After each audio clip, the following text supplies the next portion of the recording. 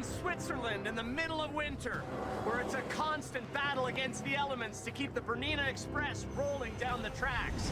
Every trip is an obstacle course. The mountain train, mountains are never dull. Heavy snowfall, Vento abbastanza forte. massive ice buildup, and falling rocks. It's a huge challenge for drivers. Die Sicherheit im Vordergrund. But the scenery is out of this world. Fertig. As we fight nature's fury every step of the way. Now we go avalanche blasting. Join me for a ride high into the Swiss Alps.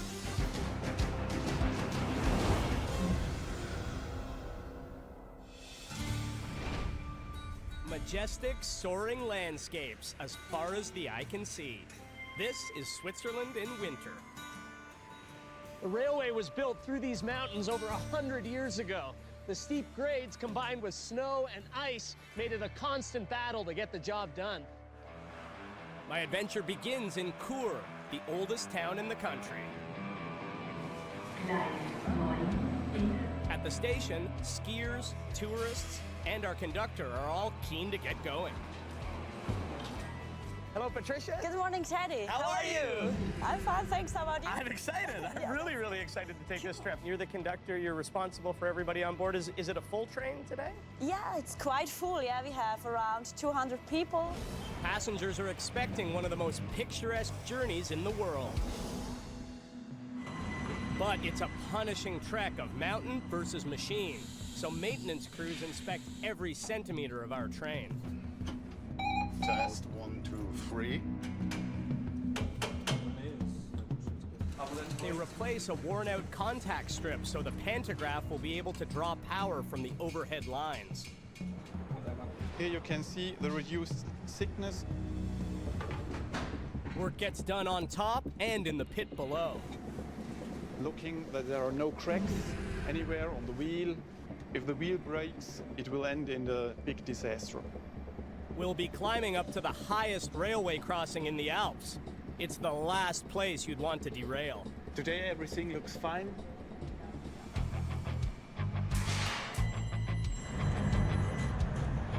It's official.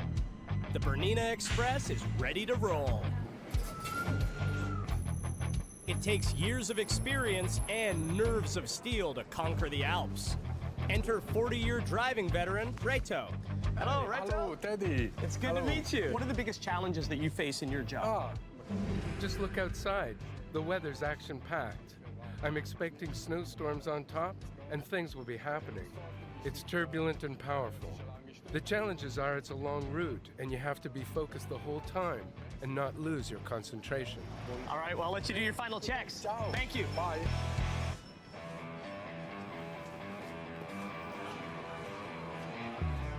The final checks are done. The train is full of tourists, and we're ready to start our world-famous trip through the Alps. Like a lot of high-speed or commuter trains, the Bernina Express uses an EMU, or electric multiple unit, instead of a locomotive.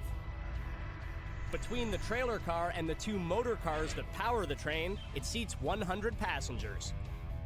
Each motor car is 16.5 meters long, 3.8 meters high, and 2.65 meters wide. Attached are 6 extra passenger cars, complete with panoramic windows. We're scheduled to depart at 8:32. And when the Swiss say 8:32, they mean it.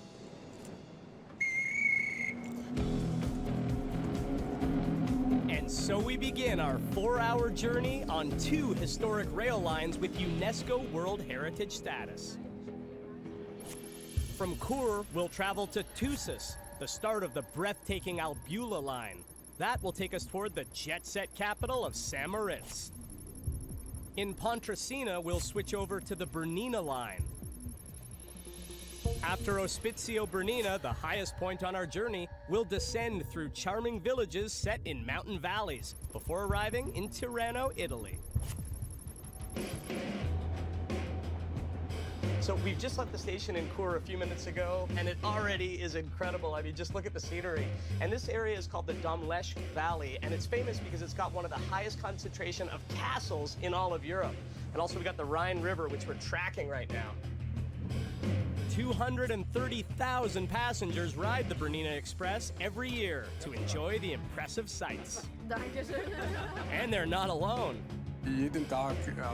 Every day I have fun at work. Of course, safety is always paramount, but fun is also a part of it.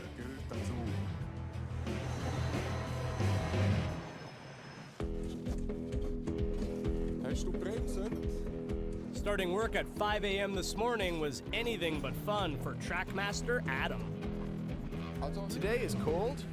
We're used to being outside. We like to be warm, but that's the job. Adam's worked on this line for 30 years. He's responsible for the 61-kilometer stretch from Thusis to Samoritz. Part of the job is making sure trains can squeeze through tunnels. Because of the profile, the tunnels are small, the trains are wide, the ice. Do you see up there? Groundwater seeps into the cracks of the tunnels and freezes. That shrinks the clearance on both sides. So all winter, at least twice a week, the team claws back the ice, armed only with pickaxes.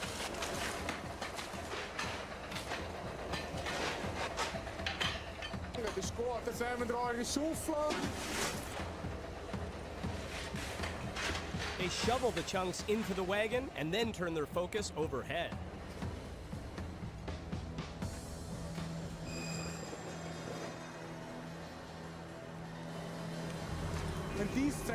Falling icicles could hit the windshield and hurt the driver.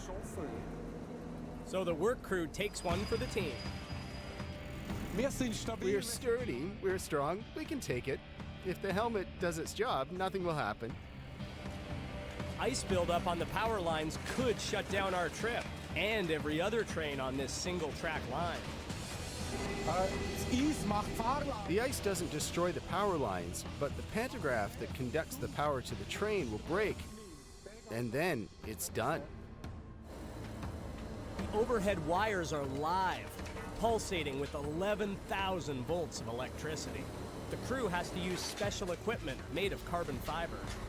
These poles protect you from being electrocuted, so nothing will happen to us and we can do the work without turning the electricity off. Their price tag is 1,500 Swiss francs. A small price to pay to stay safe in a job that could cost these men their lives. My family does get scared for me every once in a while. Last year, I was almost hit by a train. One of my colleagues grabbed me by the shoulder and yanked me out of the way.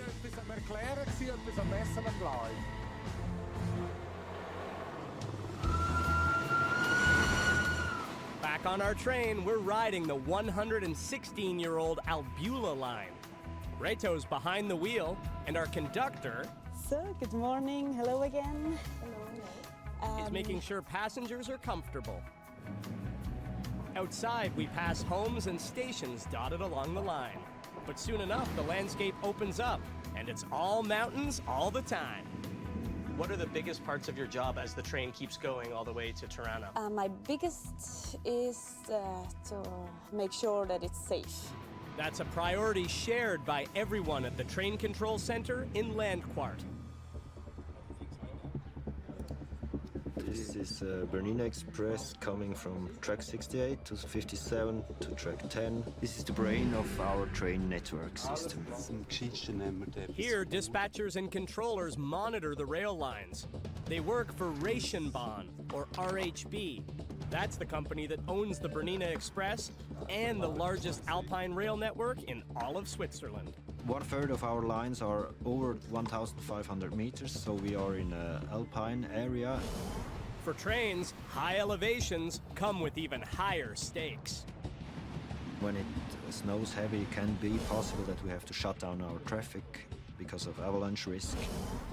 In the last 85 years, Swiss avalanches have killed nearly 2,000 people. Hier, 3 von 10, 38. That's why the rail company has sent out a specialized team of snow profilers. They're inspecting the pack above the tracks that might be a problem. We determine the stability of this slope to make sure that it's safe for the train to pass. We have this probe with a 2-kilo weight, and according to the denseness or the hardness of the layers, it sinks in more or less. 5 from 50, 106. So now we really reach the hard We layer. have a hard layer here. If we have a big mixture of hard and soft layers on the way, that creates a very dangerous situation. The whole slab can collapse and go down. But trusting the probe isn't enough. They analyze individual snow crystals. Rounder ones bond together better and make the pack stronger. At the moment, it's good. Temperature factors into it as well. The more difference we have in temperature, the more we have an active changing snow layer here. If there's a difference of more than 1 degree Celsius over 10 centimeters, they might have to take action. Of course, then we have to stop the train. Right now, there's only a 9-degree difference in the whole section from top to bottom. Today it looks all good. So trains can keep running, but only if the results are confirmed by a final test, the Rockfall. Developed by the Swiss in the 1970s, they use a thin cord to cut away a block of snow. Now I exert my weight without jumping. It's just my weight which goes on the slab. 1, 2, 3. Didn't release. Next step is I step up on top of the cut and jump on the slab. 1, 2, 3. That's it. If it takes a jump, that's already a very high stability. And crack happened on that layer where we expected it to crack. And no surprises means the track can stay open. Which we love. We don't love surprises in this job. But further down the line, it could be a different story. It was when the railway came to town over a century ago that this region really started to boom. But laying the tracks across these mountains was one of the most challenging problems in the history of Swiss engineering. No one knows that better than Jordan. He's a rail fan with a PhD in the history of tourism in the Alps. You didn't have a proper highway all the way to St. Moritz here. It took ages to get here, either from Italy or from Chur. It took over 8 hours by horse. It was very, very difficult. So the railway changed everything. Construction on the Albula line began in 1898. For 5 years, more than 4,000 workers dug 42 tunnels through sheer rock and built 144 bridges and viaducts over mountain valleys. Does it continue to blow you away that this train line exists here in this topography? It does. There are so many other mountain trains, you know, throughout the Alps, throughout Europe, but most of the time they follow a valley. The Albula is so impressive because it goes through rivers, gorges, canyons. That's what makes it so interesting, but also quite dangerous. Climbing over 1,000 meters, tracks were laid at a shallow rise of 3.5%, the most efficient for steam trains of the time. And when you think of how little safety, how little technology they had available, they still made it possible. It's an absolute wonder. As is the viaduct we're about to cross over. I can see right up ahead we're coming up on the Solus Viaduct. This is a really impressive structure, right? It's the highest bridge, the highest viaduct on this entire railway. Da werden die den Gästen eine Langsamfahrt.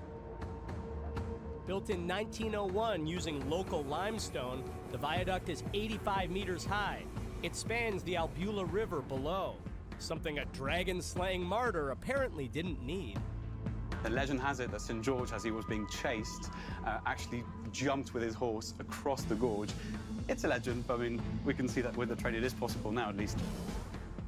In the design, engineers used 11 arches. Those arches added support, and the open spaces in them drastically reduced the amount of solid limestone required. It stood the test of time. I got a bit of vertigo looking down, I'm not ashamed to admit. Well, same here. On the Albula line, one amazing feat of engineering follows another. For instance, on the Landwasser viaduct, you didn't have scaffolding. It was just all built from the bottom all the way up. scaffolding would have been washed away by the river. So in 1901, steel towers were erected, and then the stone piers were built around them. The Landwasser took twice as long to build as any other viaduct on the line. This is really cool. We're about to cross over the Landwasser viaduct. Here it is. I mean, just look at that. It's one of the most impressive and famous railway landmarks on Earth. The Landwasser got a facelift in 2009. Repointing the mortar took 9 months, but 60 trains a day kept running. As we continue on the line, the snow is heavy.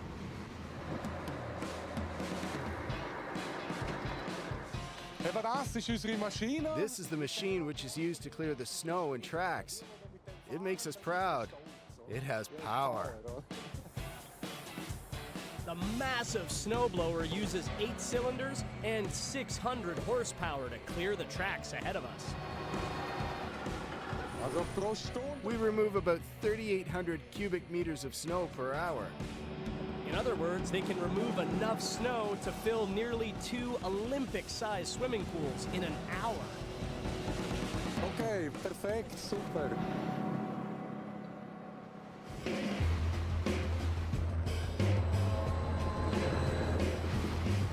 tracks may be clear, but the crew's work is never done. Our train is heading toward the Rugnux Tunnel. It was built in 1903, close to an underground spring.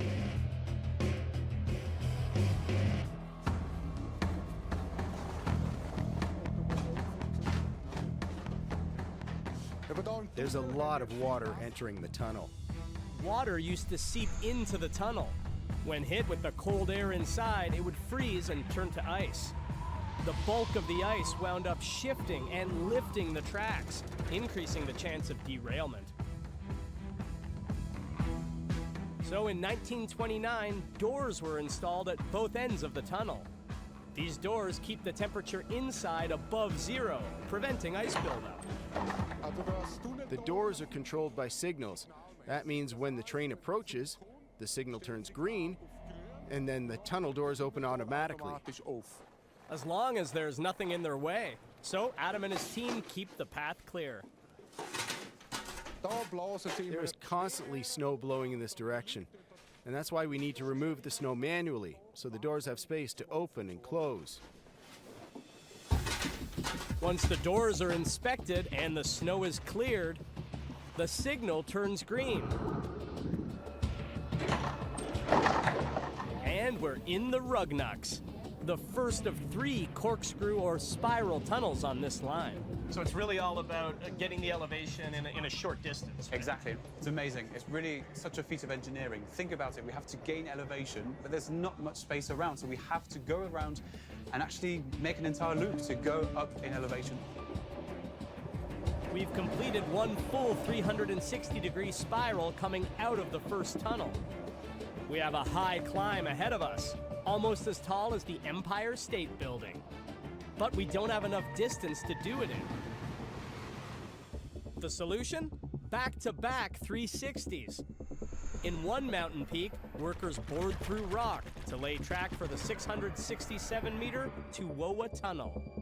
And then just 50 meters above that, in a feat of precision engineering, they continued to dig out the 535-meter-long Zuandra Tunnel. It's amazing, isn't it? We are gaining elevation within a tunnel, so basically we are going to do a loop and be above where we were a couple of seconds ago in a few seconds.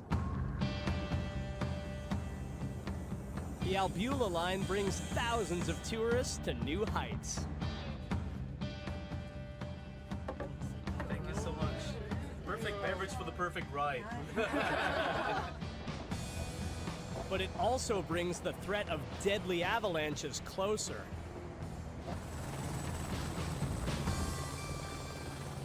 That's where search and rescue expert Hansoli comes in. Good to meet you. Good to meet you. Born in the Alps, Hansoli is a second-generation helicopter pilot. He's logged more than 10,000 hours working in these mountains for over 3 decades. I would say to fly in the mountains, you need a lot of experience. He's hired by the railway company RHB to scout the line from above to keep the tracks safe. Tell me about what we're flying over right below us here. That's avalanche barriers to protect the RHB track. So do you see a lot of these types of barriers in the mountains? Everywhere, yes, because the whole RHB track is winding through valleys along mountainsides. And those avalanches are a constant threat for the trains. Definitely. You can see that we're in an avalanche corridor right here. You can see where the avalanches come down, and that's an avalanche tunnel, so the snow actually goes over the tunnel and the train passes safely inside. Closer to the tracks, we see the last line of prevention. So you can see that right here, the Bernina Express is passing just below avalanche fences, and there are fences everywhere, including right up beside the tracks like we're seeing here. Not only does the railway work hard to deflect and contain avalanches, they also go and start them.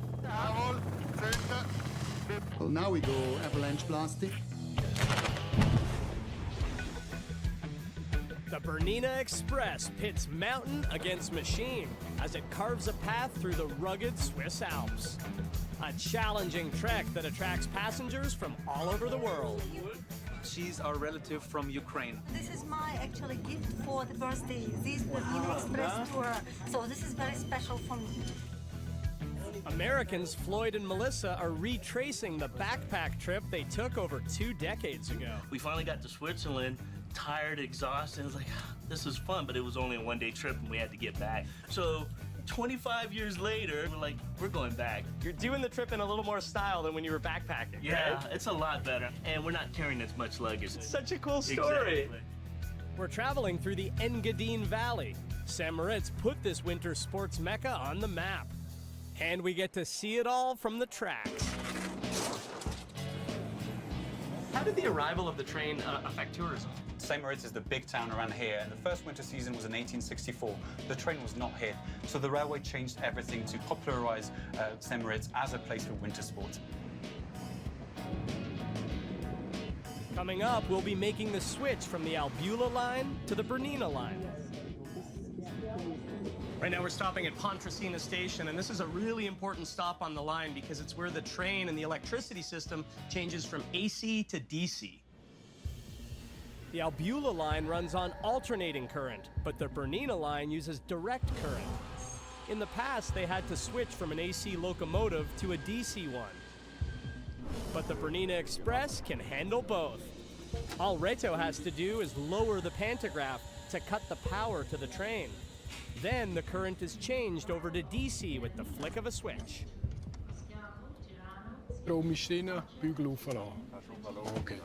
Dankeschön. The pantograph is raised back up. We leave AC power and the Albula line behind. Moving forward, it's the Bernina line all the way. It was made with less money and with less tunnels and bridges, but it's as impressive, and of course, as you can see, we're going very, very high. Not only is the Bernina line twice as steep as the Albula, its curves are tighter. After the next curve, I once again increased speed to 50 kilometers an hour after the slow speed stretch. Since we left Chur, the Bernina Express has climbed a grueling 1,300 meters plus. Every day brings something new when driving this train. One day it'll be very windy and very icy. Then in summer, it's completely different. A demanding ride for train and driver pays off for passengers wanting to hit the slopes.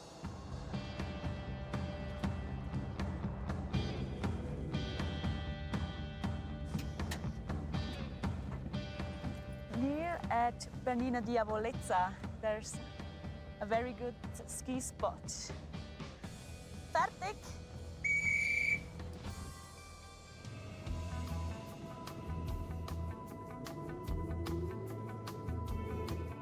This part of the route, heading to Ospizio Bernina, gets more snow than any other. In the winter of 2001, they got a record-breaking 24.6 meters. Our boss is the weather. Every day the weather brings something different, and every day it brings something new. Stefano is the track master for the Bernina line. He's responsible for keeping the train running out in the middle of nowhere. So he brings out the big guns. Potevi venire con la fresa? Capito, vengo con la fresa. Okay. This machine, nicknamed the Beast, is so powerful and so big it has to be pushed by a 2,500 horsepower work train. They both ride on top of the rails, facing off against Mother Nature's worst. If we did not do our job, the train would not be able to go through. And it's also thanks to the ability of the drivers and the machinery operators that we accomplish our job every day.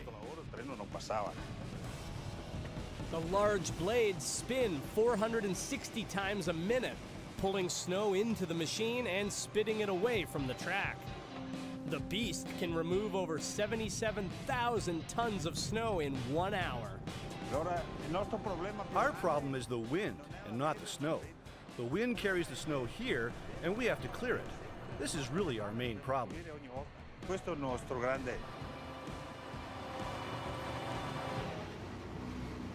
But wind doesn't just blow snow onto the tracks. It can blow a train right off them. For never a dull day or a dull moment on the Bernina Express from the sounds of it. Absolutely. It's a mountain train. Mountains are never dull. I think in a way it's the most Swiss of trains. We're crossing a region where 3 different languages are spoken, the 3 out of 4 national languages of Switzerland. It crosses some of the most impressive areas of Switzerland. So in a way, if you have to pick one journey to make in Switzerland or in the world, it should be this one, I think. Our train snakes along the shores of Lago Bianco, frozen for most of the year, fed by glaciers, and one of the most beautiful sights for passengers. We're up over 2,000 meters, nearing the summit of our journey. We're reaching Ospito Bernina. It's the highest point on the railway, and it makes this railway the highest railway in Europe that doesn't use a cogwheel. So it's really impressive. To handle steep grades, most trains, like the Bernina's sister train, the Glacier Express, use a rack and pinion system. Attached to the undercarriage, a cogwheel turns and catches the teeth of a rack between the rail lines. The Bernina Express uses adhesion alone, relying solely on the friction generated between the wheels and rails. You have to stick to the tracks, and it's not as easy as it sounds. Adhesion works best on clean, dry rails. Snow between the rail and the wheels lowers the adhesion rate. Accelerating on wet rails can cause the axles and wheels to spin faster without catching and slip off the track. So it's something that is a challenge for the Bernina Express. To help prevent this from happening, crews must constantly monitor and remove ice and snow buildup. Especially where the trains switch tracks. This point here, where the train tracks merge, if it gets iced, can make the train derail as it slides on the ice. So we need to keep it clean. Unlike regular sections of track, switches have moving parts that guide the train from one track to the next. It's imperative they're kept clear at all times. So they've installed special heating systems at 103 critical switches along the line. We have the automatic one, which we use. This one. And this comes on when it snows. When moisture is detected or the temperature falls below 2.5 degrees Celsius, the tracks automatically heat up. But there are some things technology just can't prevent. Hurricane-force winds are common in the Alps. Last year in Lenk, a town just 4 hours away from us, 200-kilometer-an-hour gusts blew this train right off its track. 8 passengers were injured.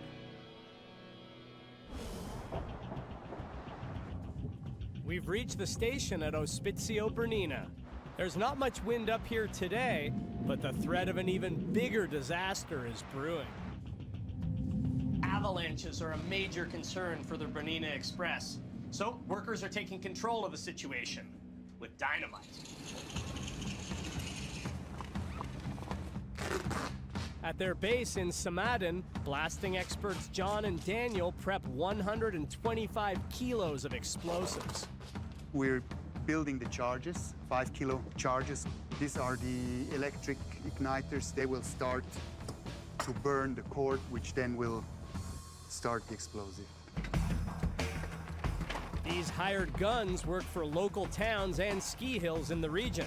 But today they're on a mission for Ration Rail to protect the tracks. That's it. So we can go now. Triggering avalanches has come a long way since the railway first opened in the early 1900s. And so have the explosives themselves.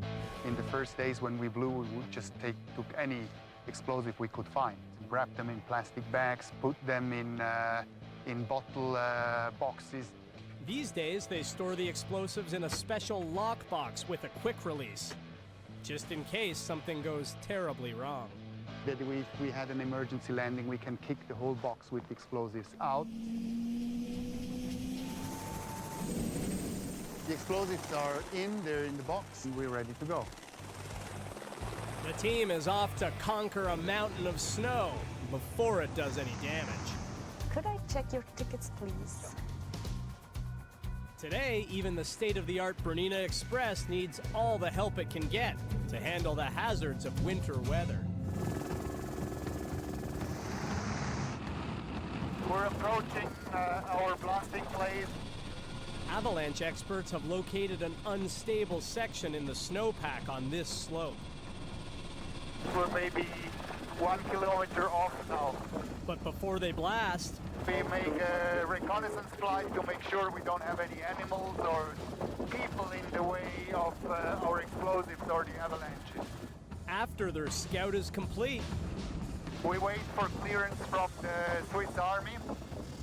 They're going to trigger a small avalanche in order to stop a larger one erupting out of the blue. And we're gonna do a low drop first. Gehen wir zum Stein führen, geht das? Ja. Okay. Ich tue die mal zünden. Jawohl, zünden. Gehen Sie nur weg, Moment. Okay, Ladung ist weg. Okay. Gut. Und Ladung ist weg. Oh! After the fuse is lit, they have just 90 seconds to get as far away as possible. Now we fly into the safety area, then we can observe. The blast loosens unstable layers of snow. They both started an avalanche, so the mission was a success.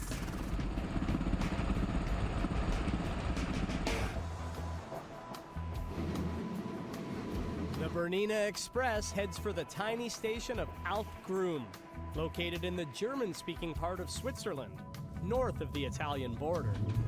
It's hard to know what language to speak here because everyone speaks to you in French, German, Italian. But everybody speaks English. Yeah. Outside the train, we're surrounded by impressive peaks. The view is spectacular. But inside, things aren't so great. Patricia's found an issue with the power.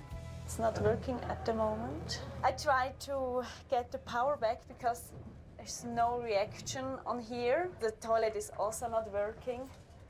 And that's strange. That's really strange. Call it Murphy's Law, because 4 kilometers ahead of us, there's an even bigger problem. The Scala Gallery is filling up with blowing snow. The problem arises when the wind blows for days, and the train carries it further inside the tunnel as it runs through it. Space is so tight, they can't use a snowplow in here. It's got to be removed by hand, one shovel at a time. E come vedete con la neve. As you can see, the more snow we get in here on the sides, the less space there is for the trains to go through. Possa bloccare qua. If they don't clear all 140 meters of this gallery, It's not good. the supply train won't make it to Primo's restaurant in Alpgrum. That's where passengers on our train are expecting to eat. What would you like? You go in a restaurant, you don't have food. Stefano and his crew work hard and fast to clear the tunnel before all the trains are forced to stop on this single track line. We stay here, we are waiting, and no supplies. But what can I do? Just waiting. Allora in un minuto arriva il treno, dobbiamo andare, eh?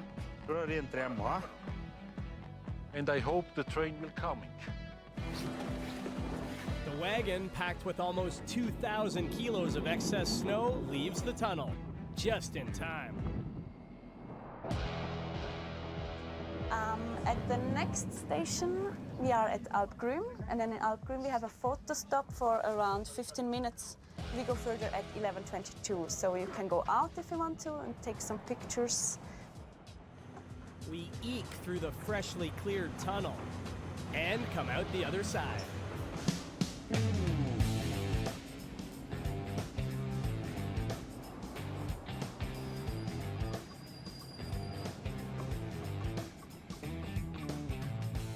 This is Alpgrum Station. It's home to a restaurant, a small hotel, and that's about it. Right behind us, Primo's supply train finally arrives. The race to unload begins. Primo, how's it going? Perfect. We have a lot to organize. At 2,091 meters above sea level, Primo relies on the rail line for his livelihood. What, Marcel? Danke. There are no roads up here, are there? No roads up here. The only way to come to Alpgrum is just by train. While Primo's staff serve the passengers from our train, Patricia and Reto try to find out why the bathroom has lost power. Before he became a driver, Reto trained as a mechanic, so he checks the cables on the motor car. So now he's fixing the tube. Yeah. Turns out one is loose. Thank you very much. Fingers crossed that does the trick.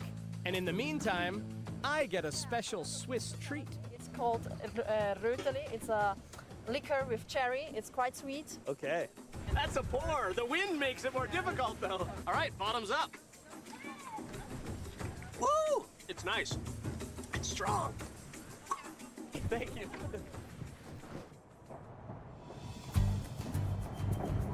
We depart Alpgrum. Everything seems like it's back on track. Great. It looks very good. It works again. Yay! All the problems are away. As we leave the mountains behind, the snow melts away and the valleys open up. So usually things go smoothly, but there's little issues like that sometimes, right? Yeah, it can be, but it's not often. Yeah. Yeah. It's just because you are here. I think everybody's happy because today is a great day. The sun is shining. But further down the line, and on this whole part here, we will put out rock faces are teetering on the edge of disaster. It's all downhill from here as we leave the Alps behind and descend into charming villages set in Swiss valleys. Does taking this train and working on it, does it make you proud of your own country? Of course. Yeah. Yeah. I think this is one of the most impressive lines. Yeah. Yeah. We're coming up on a hamlet of less than 4,000 people.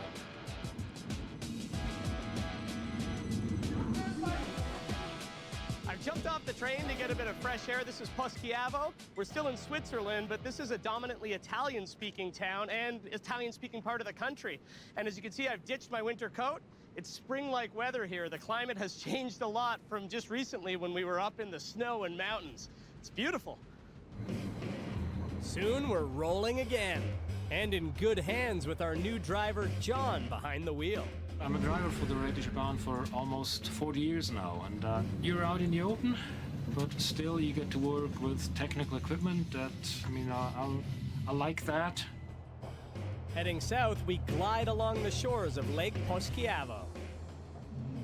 We may have left the threat of avalanches behind us, but danger is just around the corner as we near Brucio. We had a rockfall here in 2008, and we had around 30 to 40,000 cubic meters of rock coming down. None of it hit the train, but it did close the line for almost 3 months.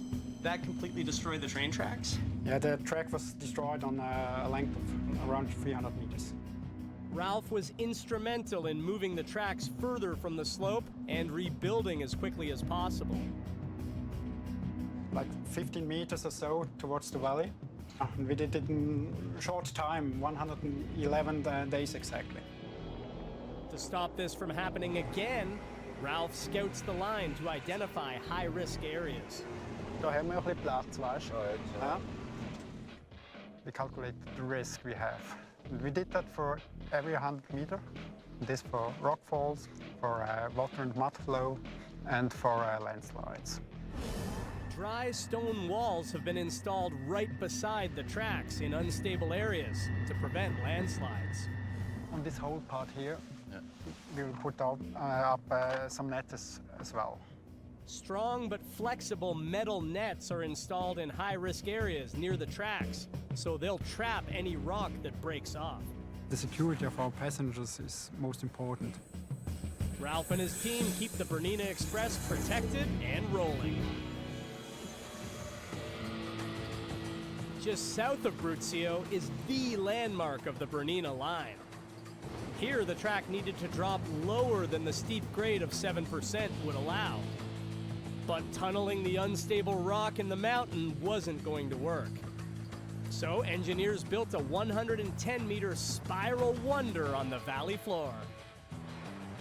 Right now we're on the Brucio viaduct. I've been really excited to see this. It's a single track overpass with 9 arches, but the cool thing is, as you can see, it does a full 360-degree curve, a full circle.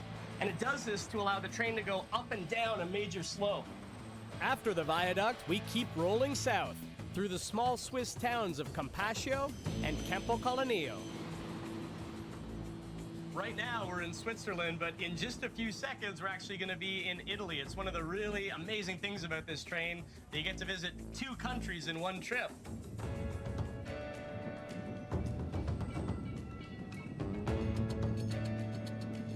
Now we're in Italy. After the border, our journey takes an unusual turn.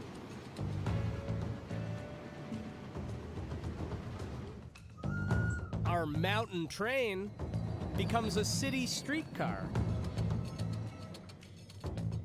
So we've come into Tirano. The buildings are very close by to the train, and as you can see, there's the street right there. Pedestrians and cars can come very close to the train. Especially in the summer times. During the holiday season, there's a lot of traffic here, yes. You gotta be careful. That's the Cathedral of Tirano right there, the main town square. And it's really interesting to have the train going right down the street. As long as there are no accidents, no one gets hurt, it's also fun. So there's the announcement right now that the trip is almost over. I've had a really great time today, but how's it been for you? It was a great day at my favorite line and my favorite train, so what I want more? It's been a remarkable journey through the Alps, seeing firsthand how machine masters the mountains. And with painstaking Swiss precision, it comes to an end, right on time.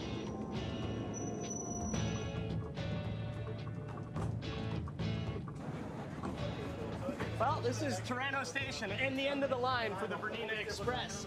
It was really fascinating to go through so many climates and altitudes in just a few hours. And of course, to cross over the highest railway crossing in the Alps.